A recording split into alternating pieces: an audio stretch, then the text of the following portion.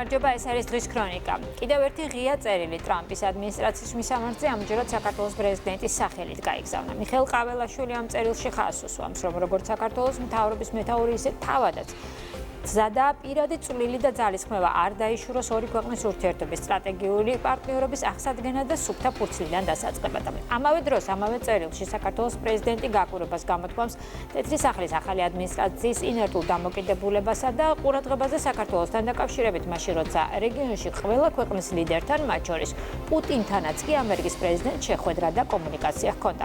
პირადად მე, როგორც საქართველოს პრეზიდენტი, მზად ვარ მაქსიმალურად შევუწყო ხელი საქართველოს მთავრობის გაცხადებას მიზნის რეალიზებას სუფთა ფურცლიდან და კონკრეტული გზამკვლევით აღდგეს სტრატეგიული პარტნიორობა საქართველოსა და ამერიკის შეერთებულ შტატებს შორის.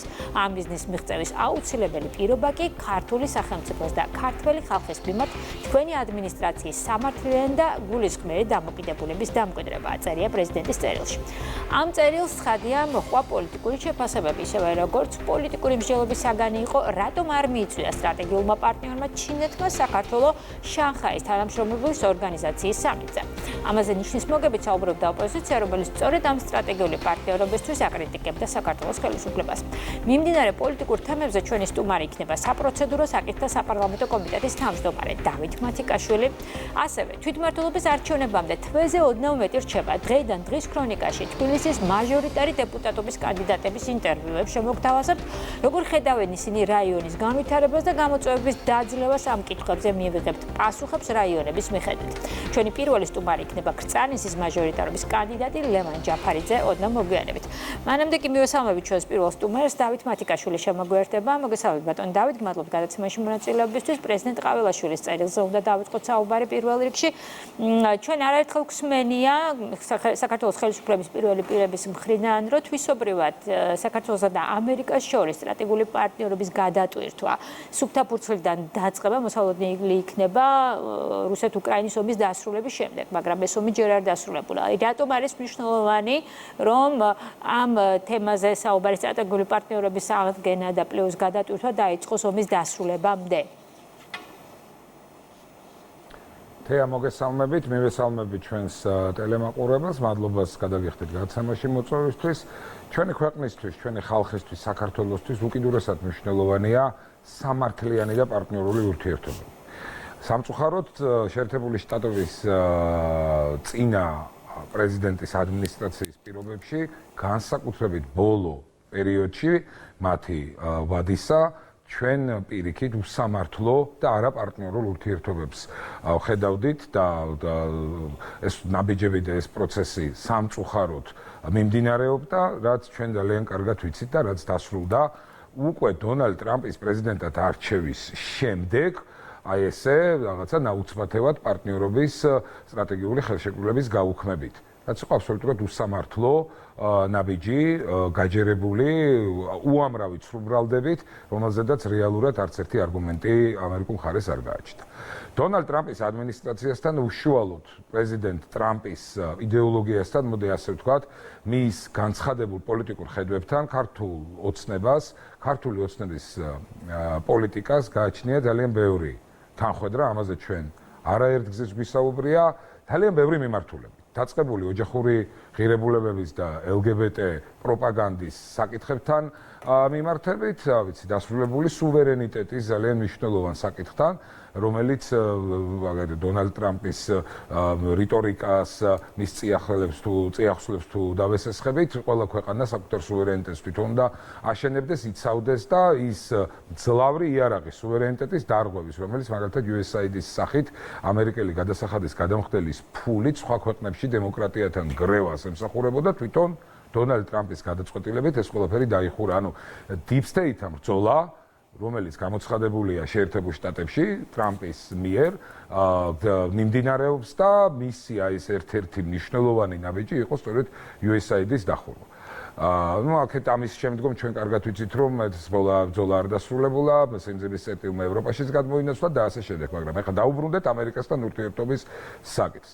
ჩვენ ამ ყველაფრის მიუხედავად სამწუხაროდ დღემდე ესეთი აქტიური და ენთუზიაზმით გაჯერებული ურთიერთობები შეერთებული შტატების მხრიდან ვერ ვნახეთ, რაც არის რა თქმა უნდა გასაკვირი და კითხვის ნიშნებს ბადებს, ამ მით უმეტეს ამდენ თანხwebdriverasთან მიმართებით იდეოლოგიური თვალსაზრისით, მით უმეტეს, როდესაც იყო არაერთი შეხვედრა რეგიონის ლიდერებთან დონალდ ტრამპის მიერ და ამ ყველაფრის ფონზე არის მაინც რაღაცნაირად სიცარიელე და სწორედ ამ სიცარიელის ამოვსებას ჩვენი მხრიდან თეა კიდევ ერთხელ ნაბიჯის ღიად საჯაროდ გადადგმას და ახალი სუფთა ფურცლიდან ურთიერთობების დაწყების შეთავაზებას წარმოადგენდა პრეზიდენტ ყაველაშვილის ღია წერილი პრეზიდენტ ტრამპის მიმართ, სადაც საუბარია იმაზეც, რომ Deep State-თან ბრძოლის თვალსაზრისით იქნება ალბათ ძალიან კარგი ლაკმუსის ქაღალდი თუ რამდენად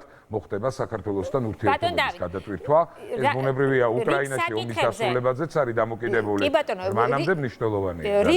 რიგ საკითხებზე იდეოლოგიური თანხwebdriver, რაც თქვენ ჩამოთვალეთ, ასევე პლუს რაც პრეზიდენტის წერილში არის ნათქვამი ჩამოთვლილი, არის თუ არა საკმარისი იმისთვის, რომ ორ ქვეყანას შორის აქ არ არის მხოლოდ საქართველოსა და ამერიკაზე, ზოგადად ორ ქვეყანას შორის სტრატეგიული ურთიერთობის აღდგენაზე ან თუნდაც გადატვირთვაზე საკმარისი, ან ზოგადად სტრატეგიულ პარტნიორობაზე, მხოლოდ იდეოლოგიური თანხwebdriver არის საკმარისი. აქ სხვა საკითხებიც ხო არ დგას, მაგალითად ეკონომიკურ, სავაჭრო, პოლიტიკური თანამშრომლობის პერსპექტივა ზოგადად, ანუ უფრო მეტი ვიდრე მხოლოდ რიგ საკითხებზე იდეოლოგიური თანხwebdriver.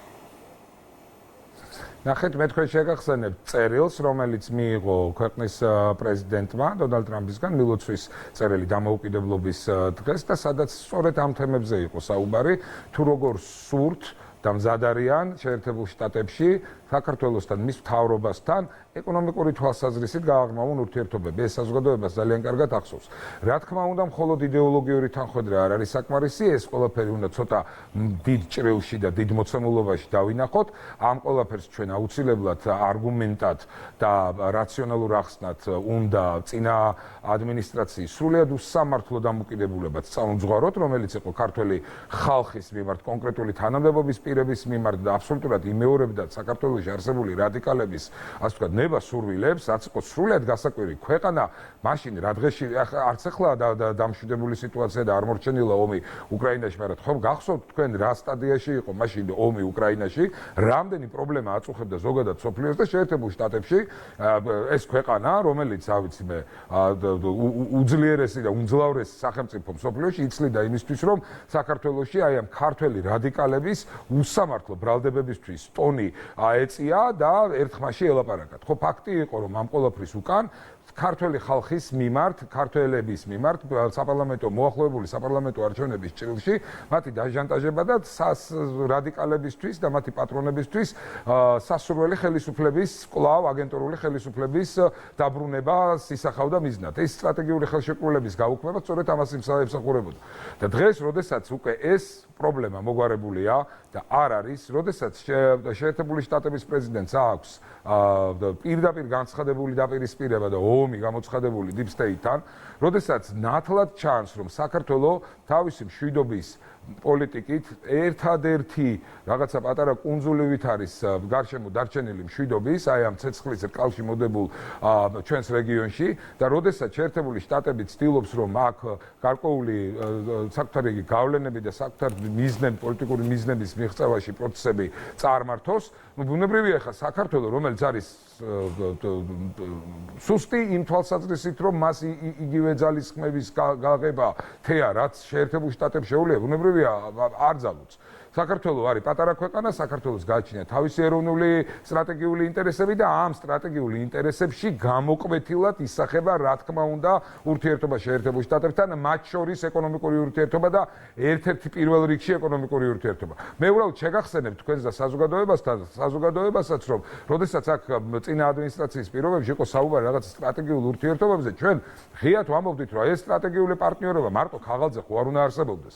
ამ სტრატეგიულ პარტნიორობას უნდა კონდეს უვიზო მიმოსვლა, პირდაპირი ფრენები შეერთებულ შტატებთან, ეკონომიკური თვალსაზრისით ღია სავაჭრო ურთიერთობები. არც ერთი ამდაგვარის იმ სტრატეგიულ ფორმატში არ მოიაზრებოდა და დღეს ჩვენ გვინდა სუფთა ფურცლიდან აბსოლუტურად სწორი ეკონომიკური ხედვით, იმ თვალსაზრისით, რაც იქნება სარგებლიანი როგორც ამერიკელი ხალხისთვის, ასევე ქართველი ხალხისთვის. განვაახლოთ, გავაღრმავოთ და მართლაც სტრატეგიულ თამასამდე ავიყვანოთ ურთიერთობები შეერთებულ შტატებთან. და ეხლა არის ბურთი შეერთებული შტატების ხარეს. გაქვთ მოლოდინი, რომ რა თქმა უნდა, ეს პირველი წერილი არ არის, როგორც უკვე აღნიშნეთ და თავად პრეზიდენტიც აღნიშნავს, რომ იზიარებს იმ სრულად იზიარებს იმ პათოს, რომელიც პრემიერის წერილში იყო გაზიარებული, ანუ ამ ჯერადრისი მოლოდინი გაქვთ. ნახეთ, ჩვენი მხრიდან თეა კარები არის ღია. ჩვენი პარტნიორული ურთიერთობის სურვილი, მზარდი სურვილი დავაფიქსირეთ არაერთგზის ხაზგასმით და აბსოლუტურად მივყვებით იმ ხაზს, რომ შეერთებულ შტატებს როგორც დიდ ძლიერ ზესახელმწიფოს საკუთარი ინტერესები გააჩნია კავკასიაში და საქართველოს როგორც გამოცდილი პარტნიორი შეერთებული შტატების წლების განმავლობაში, რომელიც ხარდამხარი იბრძოდა შეერთებულ შტატებთან ერთად ყველა იმ მისიაში, რომელსაც ეს ქვეყანა აწარმოებდა ნატოს ეგიდით და ქვეყანა და ხალხი, რომელმაც საკუთარი შვილები აი ამ მისიებისთვის გაწირა ამერიკელ სამხედროებთან ერთად, მარტო ამაზე რო ვილაპარაკო და ყველაფერს თავი დავანებოთ, აი ეს ერი მზად არის შეერთებულ შტატებთან ერთად განიხილოს, გაიაროს ყველა ის საკითხი, რომელიც სტრატეგიულ პარტნიორობას ეხება ღრმა და ყოვლისმომცველ გლობალურ თვალსაზრისით ორივე ქვეყნისთვის სამართლიან პარტნიორულ და ურთიერთსარგებლიან საწყისებზე. და ეხლა რა თქმა უნდა ბურთი არის შეერთებული შტატების მხარეს. კარგით, გადავიდეთ სხვა თემაზე. მაგალითად, ვიხილეთ ქვეყნის შიგნით გამოხმაურებები ჩინეთთან ურთიერთობაზე. შანხაის თანამშრომლობის ორგანიზაციით სამიტსა და ამ სამიტზე საქართველოს მიწვევა არ მიწვევასთან დაკავშირებით. თქვენი ოპონენტების გამოხმაურებები ამ თემაზე ალბათ საქმის კურსში ხართ და გსმენიათ. აი, რისი მანიშნებელია თქვენთვის ეს გამოხმაურებები? როდესაც ნიშნის მოგებით ამბობდნენ თქვენი ოპონენტები, რომ აი საქართველოს ხელისუფლებამ მიუხედავად იმისა, რომ სტრატეგიული პარტნიორობა გაფორმდა არ მიიწვიეს ჩინეთში. ეს იმის მანიშნებელია, რომ უსუსტეს რადიკალურ ოპოზიციასთან და მათ მხარდამჭერ მედია საშუალებებთან გვაქვს ადგილი, რომელთაც გვაქვს საქმე, რომელთაც რეალური არანაირი არგუმენტი არ გააჩნიათ. და ესე თითიდან გამოწვეული ტყუილებით ცდილობენ აი ეს რაღაცა ზღვარს ქვემოთ, ფსკერს ქვემოთ დაშვებით, ცდილობენ საზოგადოების იმ ნაწილის მოტყუებას, რომელიც ჯერ კიდევ სამწუხაროდ უსმენს ამ ადამიანებს. ეხლა შანხაის პარტნიორობის ეს ფორუმი როგორ შეიძლება იყოს საქართველოსთვის ღია, როდესაც ჯერ ერთი რომ საქართველოს არც წევრ ქვეყანას და არც დამკვირვებელს არ წარმოადგენს. მეორეც საქართველოს გააჩნია აბსოლუტურად ცალსახა ხაზგასმითი პროდასავლური ორიენტაცია საგარეო კუთხით და ევროსტრუქტურებში და ევროატლანტიკურ სტრუქტურებში ინტეგრაციას გულისხმობს კონსტიტუციის პირდაპირ ჩანაწერი და სახელმწიფოს რეალური ქმედებები და ნაბიჯები. და ხა ამ ყველაფრის ფონზე როდესაც ამბობენ, რომ იცით რა, აი ჩინეთში არ მიიწვიეს საქართველოს. ჩინეთში როგორ უნდა მიეწვიათ საქართველოს ამ ფორუმზე, მსგავს ფორუმებზე არ იწვევენ უცხო მესამე ქვეყნებს, მით უმეტეს რომელთა საგარეო პოლიტიკაც არ ესადაგება ამ ფორუმის ანტურაჟს, ამ ფორუმის მიზნებს, ამ ფორუმის ამოცანებს, ხო? ეს ხო პირდაპირ მნიშვნელობით թե არის მანიშნებელი, არის მტკიცებულება იმის, რომ ჩვენს რადიკალურ ოპოზიციას აი ხავსაც ვეღარ ეჭიდება. ისე მიაქანებს ეს ფიასკოს მდინარე ამათ ისეთი ტემპით მიაქანებს რომ ვერაფერს ვეღარ ეჭიდებიან და აი დგანან და ამ რაღაცა სისულელეებს ბოდიში ამ სიტყვაზე აი მტყუილებით ცდილობენ გამოყვებონ რაღაცა მცირე რაოდენობა ადამიანების რომელიც ჯერ კიდევ სამწუხაროდ არის ან იმ ტელევიზიების მსმენელი სადაც ეს ფრაზები ჟღერდება და ან იმ პოლიტიკოსების მხარდამჭერი მცირე რაოდენობით რომლებიც აი ამ ყველაფერს ამ სისულელეებს ბატონ დავით, ახლა თქვენ თქვით ოპოზიცია ხავს ეჭიდებაო, მაგრამ თვითონ ოპოზიციის შიგნით მიმდინარეობს საკმაოდ საინტერესო პროცესი. ნუ ჩვენ ბოლო დროს ვაკვირდებით, რომ ზოგადად ოპოზიციის შიგნით ერთიანობა უკვე ძნელი წარმოსადგენია, მაგრამ ახლა უკვე გამიჯვნაზე წავიდა საქმე. აქ ნაციონალური მოძრაობა ემიჯნება დანარჩენებს, თუ დანარჩენები ემიჯნებიან ნაციონალურ მოძრაობას, ეს სურათიც გვაქვს ახლა. აი თქვენ ხშირად ახსენებთ ხოლმე, რომ ეს არიან კოლექტიური ნაციონალური მოძრაობის წარმომადგენლები, მაგრამ ბოლო პროცესებიდან გამომდინარე, როდესაც ნაციონალურ მოძრაობასთან გამიჯვნა ხდება, შეიძლება იგივე ეპითეტი გამოიყენოთ, იგივე სიტყვათა შეთანხმება ოპოზიციის მიმართ, რასაც აქამდე იყენებდით?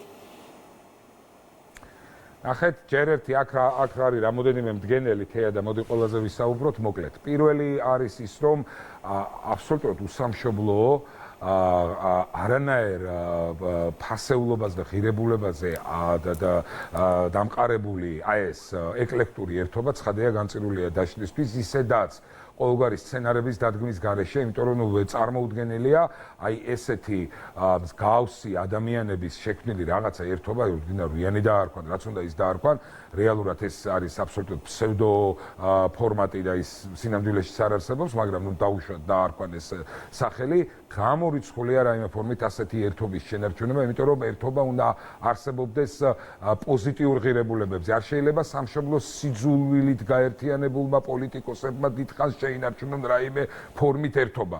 გამორიცხულია და კარგად ჩანს როგორი რღვევა, აი რაღაც წარმოუდგენელი ხარისხის ამორალურ და უსინდისო ნაბიჯებზე გადასვლა ერთმანეთის მიმართ, ყველაფერზე ხელის მოწერა არის ის მოცემულობა და რეალობა, რომელსაც საზოგადოება აკვირდება ამ ადამიანებში და ეს ერთი მხრივ ძალიან კარგიც არის, იმიტომ რომ კიდევ ერთხელ წმუნდება ქართველი ხალხი, ჩვენი ელექტორატი, თუ რატომ არ შეიძლება დაუშვა კოლექტიური ნაცმოძრაობის აი ამ აგენტურული ოპოზიციის ხელისუფლებაში მოსვლა. ეს ერთი. მაგრამ არის აქ მეორე მოცემულობა. ჩვენ კარგად ვიცით, რომ ყველა არჩევნების წინ არის განსაკუთრებით ბოლო პერიოდში, განსაკუთრებით უკრაინაში ომის შემდგომ, არის გარედან ძალების გარკვეული სცენარები იმისთვის, რომ მოხდეს საზოგადოების შეცდომაში შეყვანა თითქოს ეს ოპოზიციური, რადიკალური ოპოზიციური ფლანგი არის რეალურად რამდენიმე ერთეული და პოლუსი წარმოდგენილი და ისინი მაგალითად ლელო გახარიას კავშირი არ აქვს ნაციონალურ მოძრაობასთან, არ არიან ნაციონალური მოძრაობის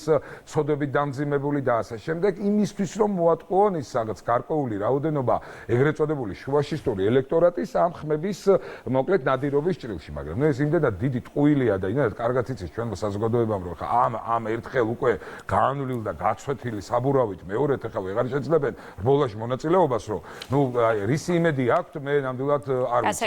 ეს კიდე კარგად ხას იცით რას ვსვავს, რომ გარედან რეალურად პოლიტიკური მაჯის სემა ჩვენს ქვეყანაში როგორ ვითარდება არ ესმით და ეყნობიან კონკრეტულ რადიკალ პოლიტიკოსებს, რომელთათვისაც რომ პირადი და მერკანტილური მოცემულობა ბევრად უფრო აღმატებულია, ვიდრე რაიმე ფორმით სამშობლოსთან არსებული ურთიერთობა. გასაგებია, ძალიან დიდი მადლობა დავით მათიკაშვილი პასუხობდა ჩვენს კითხვებს. ახლა კი როგორც უკვე აღნიშნეთ, ჩვენ ყოველდღიურად შემოგთავაზებთ თვითმმართველობის არჩევნებამდე თბილისის მაჟორიტარულ კანდიდატებს რაიონების მიხედვით. პირველი სტუმარი იქნება ჩვენი წანისის მაჟორიტარი დეპუტატობის კანდიდატი ლევან ჯაფარიძე. მოგესალმებით ბატონო ლევან, გბალობთ გადაცემაში მონაწილეობისთვის. თქვენ ხართ მაჟორიტარობის კანდიდატი წანისში, სადაც გყავთ კონკურენტი ოპოზიციური პარტიიდან.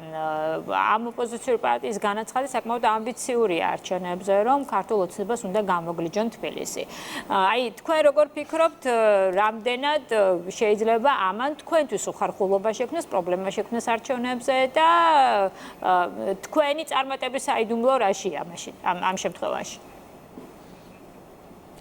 დია მოგესალმებით კიდევ ერთხელ, მივესალმებით თქვენს ტელემაყურებელს, რაც შეეხება ჩემს ოპონენტს, მასთან მიმართებაში ნამდვილად ცუდს ვერაფერს ვერ ვიტყვი, ის ჩემი წლებია ერთობაში ვცხოვრობთ, ჩემი მეზობელია, პირადი არანაირი პრობლემა მასთან არ გამაჩნია. ერთადერთი პრობლემა არის მხოლოდ მისი არჩევანი, ეს არის ლელო და რაც შეეხება იმ პარტიებს, რომლებიც რაღაცის წაგლეჯვას ლამობენ, ახეურად ხუმრობით გეტყვით, რომ მათი წასაგლეჯგველი გაიხანია გამოვიცვალეთ და ერთი მინდა რა ვთქვა, რომ თბილისი არ არის საჯილდაო ქვა და არ შეიძლება რომ თბილისს უყურო არა როგორც გულშემატკივარმა და არის ფიქრო იმაზე როგორ ემსახურო შენ ქალაქს, არამედ ფიქრობდე თუ როგორ გამოიყენო ეს ქალაქი შენი ბოროტის რახვებისათვის, რასაც ხშირ შემთხვევაში ხვდებით ჩვენი ოპონენტების ნამოქმედარში. ეს ქალაქი არასოდეს არ მიცემს საშუალებას და მისი მოქალაქეები რაღაც ესე რომ ვთქვათ გაურკვეველ ძალებს, რომ მათ ისინი იყვნენ გამოყენებულები და მათით ისარგებლონ.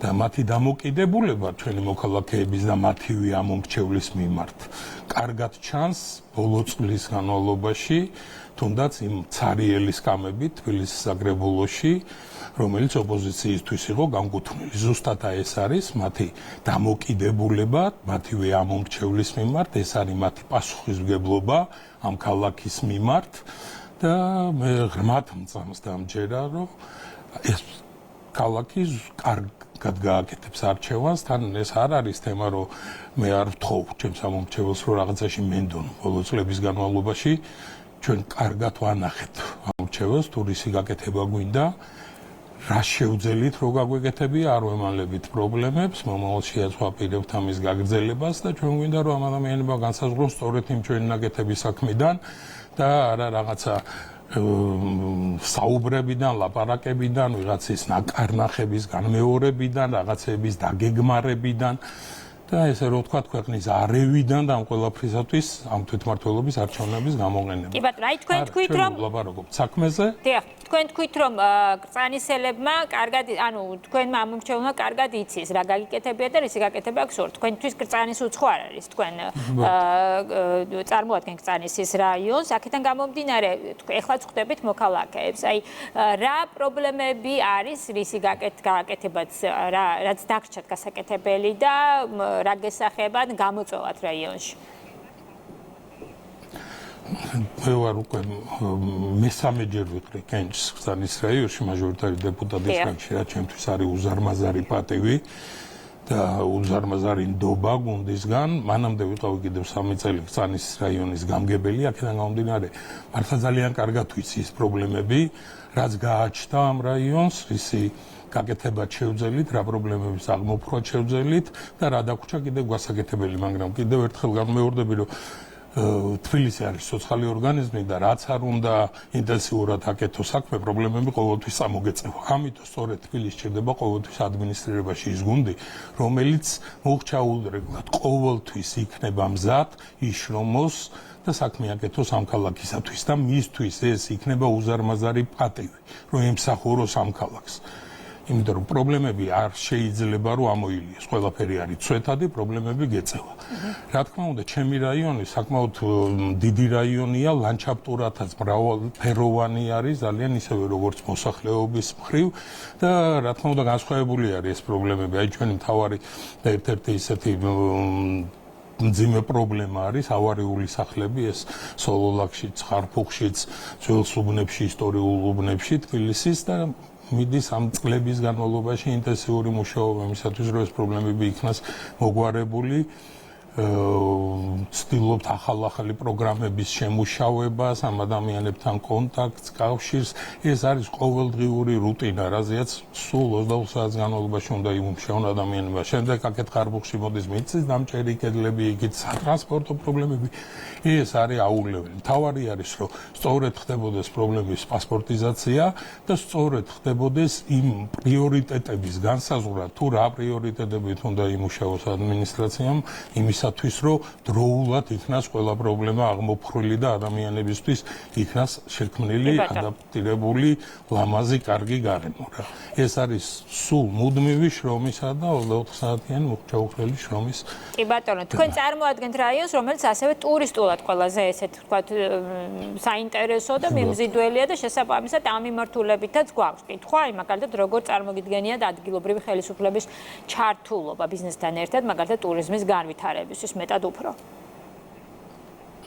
კი ბატონო, რა თქმა უნდა, ერთ-ერთი ყველაზე ტურისტულად მიმზიდველი ზონა არის კრწანისი, ძველი უბანია, აბანოთ უბნები, მეიდანი, ძალიან დატვირთული უბნები გვაქვს ტურისტულად, მაგრამ ყოველთვის ჩვენ ვცდილობთ შევქმნათ ახალი მიზიდულობის ძალა, რათა ტურისტები უფრო გაიშალონ ჩვენ რაიონში.